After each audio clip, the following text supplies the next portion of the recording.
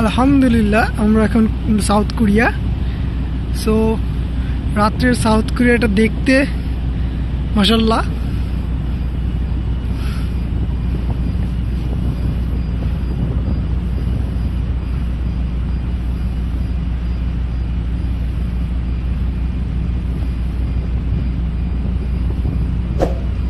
আলহামদুলিল্লাহ অসাধারণ একটা ভিউ। এখন বাজে রাত 2টা। সো আমাদের কার্গো প্রায় অলমোস্ট 80% ডিসচার্জ হয়ে গেছে। সো আমরা আগামীকালকে মেবি ইনশাল্লাহ রওনা দিব আমাদের নেক্সট গন্তব্যে। সো আমি জাস্ট আপনাদের সাথে শেয়ার করলাম যে রাতে সাউথ কোরিয়াটা দেখতে কীরকম। আমরা খুব অল্প সময় সাউথ কোরিয়াতে ছিলাম, just around 12 hours. So unfortunately bad luck my bad luck. So এবার আমি কোনো শোর পাইলাম না সাউথ কোরিয়াতে, কারণ খুব অল্প সময়, এই জন্য সম্ভব হলো না। ঠিক আমার পিছিয়ে একটা ছোট স্মল শিপ, দেন মার্কস লাইনের একটা iron chemical tanker cargo discharge করতেছে।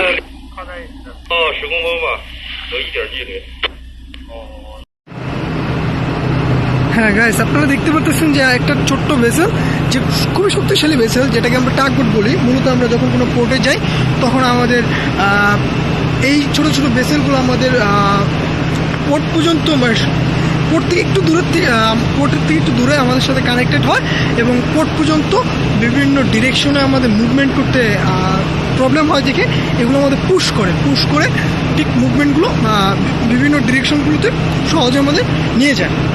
কারণ আমরা ওই ছোটো জায়গায় আমাদের ম্যানেভার করার খুব প্রবলেম হয়।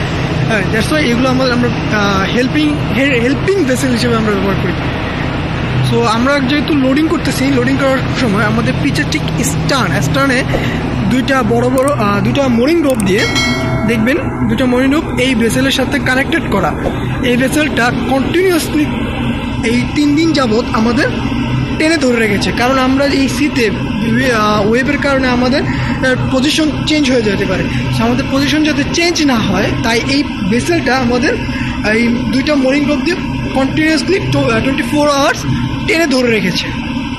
এই ভেসেলগুলোতে মূলত আকারে খুব ছোট, বাট এদের প্রপেলারগুলো খুবই পাওয়ারফুল এবং এদের প্রপেলার ম্যাক্সিমাম 4 and 5 প্রপেলার থাকে, বাট খুব ছোট বাট খুব পাওয়ারফুল। এটা খুব পাওয়ারফুল মেশিনারিজ ইউজ করে।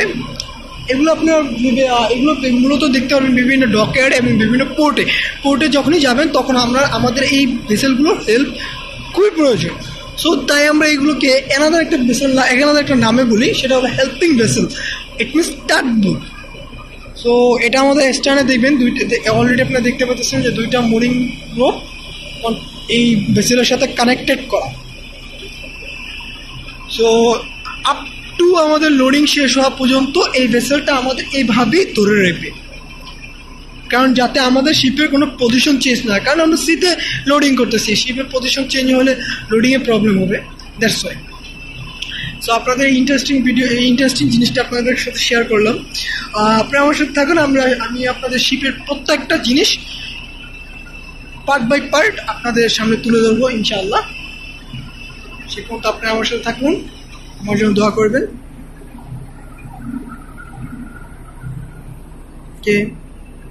আরেকটা ইন্টারেস্টিং জিনিস, শিপে যখনই আমরা শিপ অ্যাঙ্কর করবে তখন শিপে একটা শখ জেগে ওঠে, সেটা হলো ফিশিং। তো এই যে আমাদের শিপে দেখেন ফিশিং ম্যাটেরিয়ালস অলরেডি আমরা একটা নেট রেখে দিয়েছি।